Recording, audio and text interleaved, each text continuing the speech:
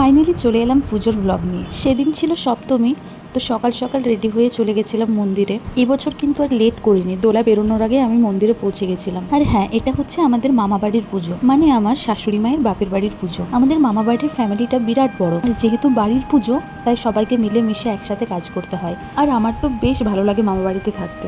আমাদের মামা বাড়ির যে দুর্গা প্রতিমা, সেটা হলুদ দুর্গা নামে পরিচিত। আর এই যে আরেক মায়ের প্রতিমা, এটা হচ্ছে আমাদের লাল দুর্গা। আচ্ছা, এই লাল দুর্গা মায়ের প্রতিমাটা দেখে তোমরা বলো তো, সাধারণ দুর্গা ঠাকুরের প্রতিমার মধ্যে আর এই ঠাকুরের মধ্যে কি আলাদা আছে? আর এই লাল দুর্গা আর হলুদ দুর্গার মন্দির দুটো একদম মুখোমুখি। এই যে মন্দির দেখছো, এটা হচ্ছে হলুদ দুর্গা মায়ের মন্দির, আর ঠিক এর উল্টো দিকে হচ্ছে এটা লাল দুর্গা মায়ের মন্দির। তো তারপর তো মামা বাড়ি থেকে চলে আসি, আর এটা হচ্ছে আমাদের পাড়ার আরেকটা ঠাকুর। ও, তোমাদের তো বলাই হয়নি, আমার শ্বশুর বাড়ি আর আমার মামা শ্বশুর বাড়ি কিন্তু এক জায়গাতে। সেদিন যেহেতু সোমবার ছিল, তাই বাড়ি এসে পুজো সেরে খেয়ে নিয়েছিলাম বিটের জুস, আর মা একটা স্মুদি বানিয়েছিল, সেটাও খেয়ে নিয়েছিলাম। এরপর সারাদিনের আর সেরকম কোনো ভিডিও ক্লিপ নেওয়া হয়নি। ভোর 5:30টায় উঠেছিলাম বলে প্রচন্ড টায়ার্ড লাগছিল, তাই ঘুমিয়ে পড়েছিলাম। দুপুরবেলা তো প্রসাদের নেমন্তন্ন ছিল, প্রসাদ খেয়ে এসে আবার ঘুমিয়ে পড়েছিলাম। রাত্রিবেলা আমরা বেরিয়ে পড়ি ঠাকুর দেখতে যাওয়ার জন্য। আর এই ছিল আমার সেদিনের লুক।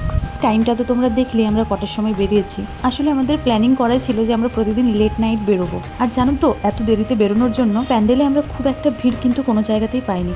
বেশ ফাঁকা ফাঁকাতেই ঠাকুর দেখছিলাম, মানে মোটামুটি একটা ভিড় ছিল, যেটা না থাকলে ভালো লাগতো না। কিন্তু ওই যে বিরক্তিকর ঠেলাঠেলি প্যাচপ্যাচে পরিবেশ, ওটা আমাদেরকে ফেস করতে হয়নি। তো চলো, আমরা সেদিন কী কী ঠাকুর দেখেছিলাম তোমরাও এক ঝলক দেখে নাও।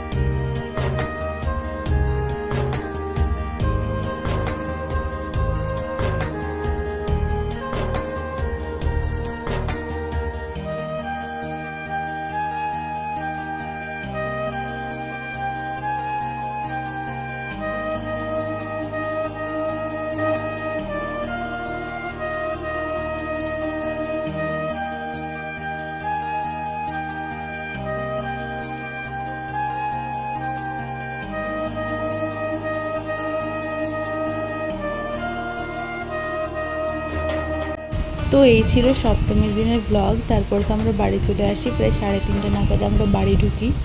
খুব জলদি এবার অষ্টমীর ব্লগটাও আমি শেয়ার করে দেবো। আর এখনকার মতো এতটাই। চলো, টাটা।